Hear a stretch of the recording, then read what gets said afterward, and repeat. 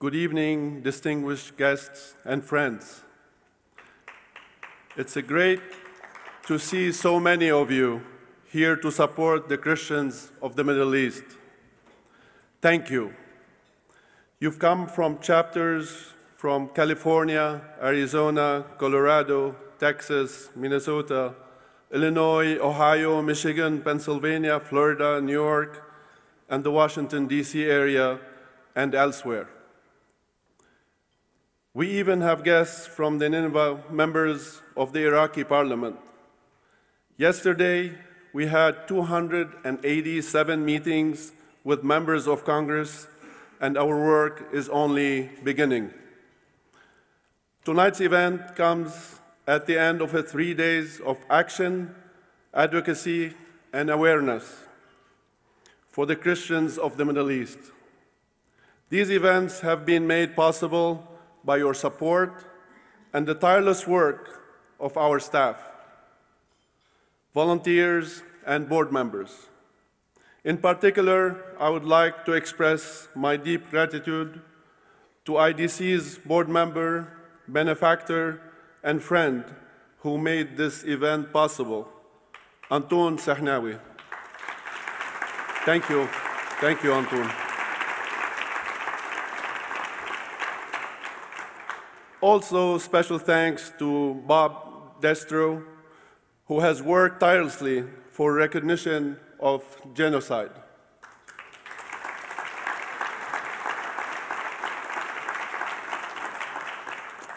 And my partner, Andrew Doran and John Allett, whose volunteer effort for IDC have taken time away from family and work to volunteer in the Middle East, even in Iraq and Syria.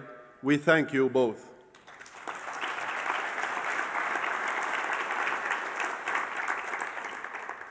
Cardinal Wuerl, a friend with whom I organized last year's historic summit, has said that atrocities occur because there are those who are prepared to commit them and those who remain silent. Of course, we will not be silent. But our voices must also be unified voice. We must continue to organize. Like many of you, I'm a Christian from the Middle East, where Christianity has struggled to survive since its first century.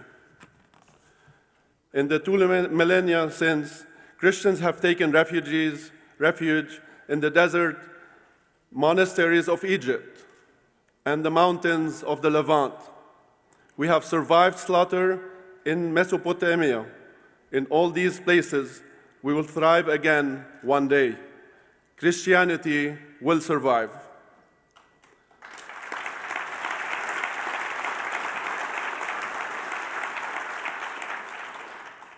Like many of you, I was born in the Middle East, but I'm also a proud American citizen. This is a great nation. It gives many freedoms, including the freedom to be a voice for those whose voices cannot be heard from so far away. We ask you tonight to be with them in solidarity, but also to be a voice for them. This is a duty we owe not only to our ancestors, but also to the living Christians who survive where Christianity began. The war in Syria has caused terrible violence. That violence has spilled over into Iraq and Lebanon. Though Lebanon fought ISIS courageously and with American help stopped them, they must now be destroyed. 1 century after the 1 million Armenians, Assyrians, Chaldeans were murdered in Turkey, the US government refuses to recognize that event as a genocide. We will not wait a century, not even another year. Pope Francis has called what happened to Armenians and Assyrians a genocide. He recently beatified a Syriac Catholic bishop who was beheaded by Turks for refusing to convert.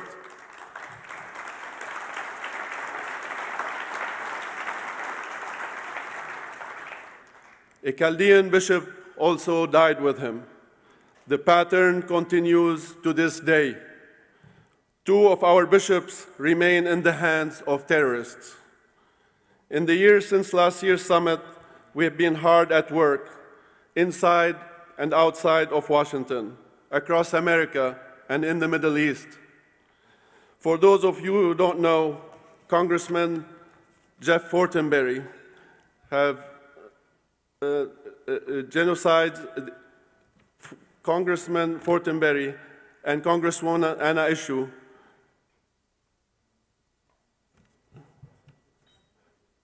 have presented a resolution number 75, introduced this past Wednesday, has great support.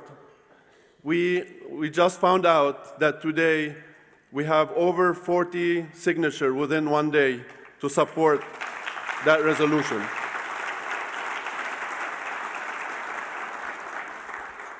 Similar resolutions are being introduced in parliaments around the world. I'm proud to say that IDC played an important role in this. We will not stop with the resolutions. The next steps will be to form havens, protected zones for Christians, Yazidis, and other victims, to ensure that Christianity survives in the Middle East. In the year ahead, we will have forums for presidential candidates. We have already briefed presidential candidates and their staff and will continue to do that.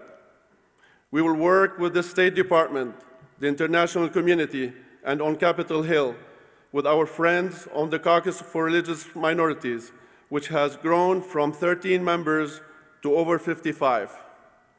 We will lobby for legislation that protects and preserves Christianity.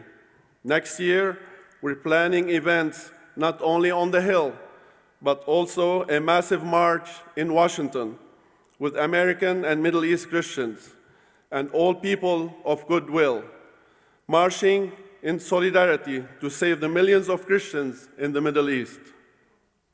We said last year that we would not just be an event once a year, but a permanent organization committed to the Christians of the Middle East. We have accomplished this and much else despite a small, overworked team. They think they're going on vacation tomorrow. But here I'd like to recognize Kirsten Evans, Christina Olney, and Ninar Kairouz. Thank you.